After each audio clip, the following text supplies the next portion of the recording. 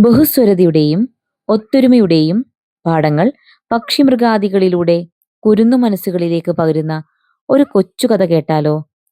തുടങ്ങാം. തണുത്ത സന്ധ്യ. കാട്ടിൽ ഒറ്റയ്ക്കിരുന്ന് പൂങ്കുയിൽ പാടാൻ തുടങ്ങി.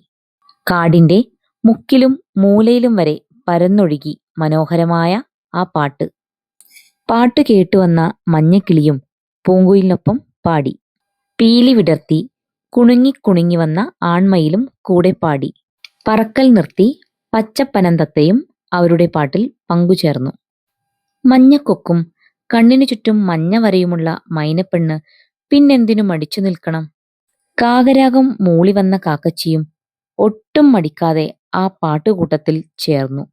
മധുരമായി പാടി വാനമ്പാടിയും അവരിലൊരാളായി.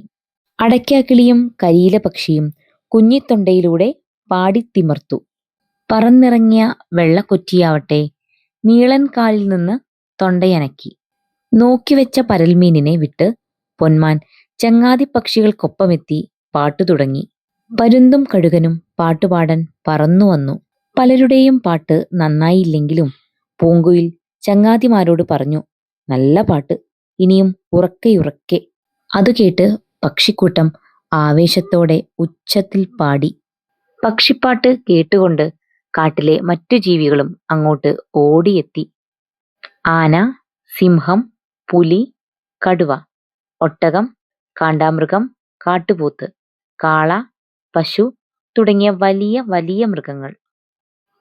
മുള്ളൻപന്നി, കുറുക്കൻ, ചെന്നായ, മുയൽ, മാൻ, പൂച്ച, ചുണ്ടലി, അണ്ണാൻ, കീരി, പാമ്പ്, തേൾ, ഈച്ച, ഉറുമ്പ്, പൂമ്പാറ്റ തുടങ്ങിയ ഇത്തിരി വലുതും ചെറുതുമായ ജീവികൾ.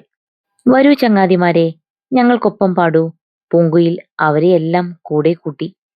അവരെല്ലാം തോളോട് തോൾ ചേർന്ന് ഉറക്കെ ഉറക്കെ പാടി. എന്റെ സ്വരവും നിങ്ങളുടെ സ്വരവും ഒത്തുചേർന്ന് നമ്മുടെ സ്വരമായി. നേരം ഇരുട്ടിയെങ്കിലും നിറനിലാവും നക്ഷത്ര വെളിച്ചവും അവർക്ക് വഴികാട്ടി. കാടും മരങ്ങളും കാറ്റും കാട്ടരുവിയുമൊക്കെ അവരുടെ പാട്ടിന് ഈണം പകർന്നു. എന്തു നല്ല പാട്ട്, എത്ര നല്ല പാട്ടുകാർ! അവർ സന്തോഷത്താൽ തുള്ളിച്ചാടി. കുട്ടികൾക്ക് ഏറെ പ്രിയങ്കരനായ ബാലസാഹിത്യകാരൻ ഡോക്ടർ കെ ശ്രീകുമാർ ആണ് ഈ കഥ എഴുതിയിരിക്കുന്നത്. നീലക്കുറിഞ്ഞി എന്ന 12 കഥകളടങ്ങുന്ന ഒരു സെറ്റിലെ പുസ്തകങ്ങൾ നിറയെ മനോഹരമായ ചിത്രങ്ങളുമുണ്ട്. ഇതിലെ വരകൾ പ്രശസ്തരായ ചിത്രകാരന്മാരുടേതാണ്.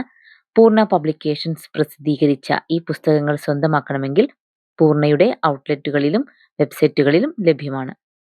കഥ ഇഷ്ടമായോ? ഇതുപോലെയുള്ള കഥകൾ കേൾക്കുവാനായി ഈ ചാനൽ സബ്സ്ക്രൈബ് ചെയ്യണേ.